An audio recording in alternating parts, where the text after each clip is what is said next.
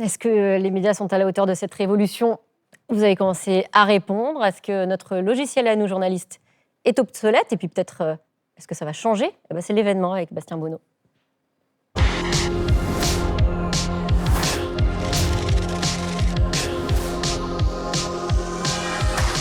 24 heures de lutte contre les flammes désormais.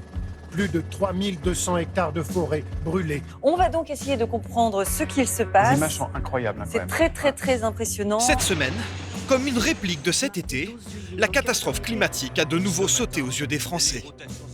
Plus aucun média ne peut l'ignorer. Il faut apprendre à mieux couvrir ce sujet, apprendre à bien parler du climat. Ouais, non, mais le vent est quand même en train de tourner en ce moment et les choses sont en train de bouger, ça se sent en fait. Mercredi à Paris, un collectif de médias engagés présente sa Révolution verte. Une charte en 13 points pour que les journalistes s'engagent. Un succès, plus de 1000 signataires répondent à l'appel.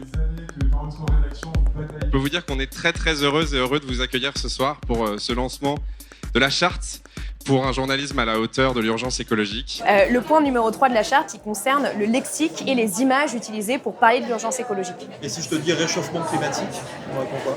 Eh bien, réchauffement climatique, c'est assez problématique comme terme aussi parce qu'on peut parler de dérèglement climatique. On peut aussi avoir un dérèglement climatique qui va provoquer par exemple un gel précoce. Et donc le problème c'est que oui, c'est typiquement ce qu'on peut entendre sur CNews avec Pascal Praud qui dit « Il est là le réchauffement climatique, il fait moins 3 degrés dans les Yvelines ». Il est là le réchauffement climatique. Moins 3 degrés ce matin dans les Yvelines. À Brest, on a relevé une température... Des séquences de déni, ubuesques au regard de l'urgence, les médias en ont produit beaucoup. Bon, à titre personnel, je me fous complètement de l'écologie, ça ne m'intéresse pas. Ah, carrément. Non, ça ne m'intéresse pas. C'est pas alarmiste. Donnez-nous. Si, ça, Moi,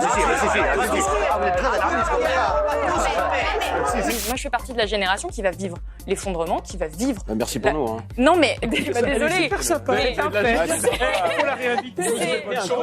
Alors que les deux boomers à côté de toi, 40 aussi. Mais les activistes du climat comme Cyril Dion en attestent. Depuis cet été, il y a bien eu un déclic. Moi, je trouve qu'en ce moment, ça bouge extraordinairement vite, grâce, malheureusement, à l'été qu'on vient de vivre, parce qu'il y a une espèce de prise de conscience. Pourtant, on vit des étés un peu comme ça depuis 2018, mais là, comme c'est en France, ça y est, tout le monde se réveille. Quand je me suis fait interviewer par Léa Salamé en 2015 sur le plateau d'On n'est pas couché, et qu'elle me dit « Votre film, tout est parfait, tout est trop beau, ça me donne envie de me taper un gros steak, de me faire couler un bain et de prendre un avion », aujourd'hui, elle ne pourrait plus dire ça. Dans les rédactions, les choses bougent. Par exemple, Radio France vient de s'engager à verdir ses antennes.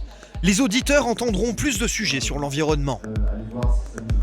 On a compris qu'il fallait changer l'échelle, plus simplement se reposer sur des équipes spécialisées, mais intégrer tout le monde dans nos plans de formation et qu'il fallait accélérer. Et c'est tout l'enjeu de ce tournant où on prend cette question climatique et la question de la biodiversité comme un axe éditorial prioritaire dans nos radios. Des journalistes mieux informés et mieux formés, c'est ce que réclament les militants écologistes depuis des années. Nous sommes ici pour alerter les rédactions sur la nécessité de faire de l'urgence climatique un élément majeur de leur ligne éditoriale. Sophie Rolland est justement coach en langage climatique. Le mois prochain, elle interviendra auprès des journalistes de France Télévisions. En attendant, elle nous a montré quelques erreurs classiques dans la presse. Bah oui, parce que là, le problème, c'est la faune et la flore qui sont en train de souffrir. Et on l'illustre par une femme qui prend plaisir à se baigner. Et ça, c'est pas en faisant ce genre de une qu'on va faire prendre conscience aux gens que ce qui se passe est dramatique. Les médias ont encore beaucoup d'efforts à fournir.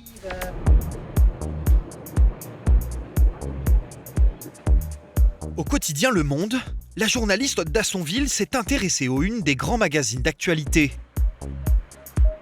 Bilan mitigé. Je me suis dit, est-ce que le réchauffement climatique, il est réellement traité par exemple dans les magazines, puisque a priori c'est l'endroit du temps long. C'était pas vraiment le cas. Il y a bien eu quelques-unes, peu. Il y en a pas eu beaucoup, mais ce n'est pas parce qu'on met en une des images d'incendie qu'on traite la question du réchauffement climatique. Voilà presque un an que Le Point n'a pas consacré de une au changement climatique. Son directeur de la rédaction assume. Donc heureusement que les gens vont... Alors d'abord, on l'a fait à plusieurs reprises. Une fois, depuis 1977, l'an dernier, au mois d'octobre, on avait 70 pages de dossier quand même. Essayez de trouver un journal qui a fait autant. sur le sujet. Et qu'est-ce qui vous fait penser qu'on n'en a pas une autre en préparation? Après, globalement, oui, il y a une forme de fétichisme de la une, de la part souvent d'observateurs semi-illettrés qui préfèrent regarder des vignettes Panini plutôt que lire les journaux. Pourtant, Étienne Gernel vient bien de nommer une rédactrice en chef environnement. Pour un Français sur deux, les médias n'accordent pas suffisamment de place au changement climatique.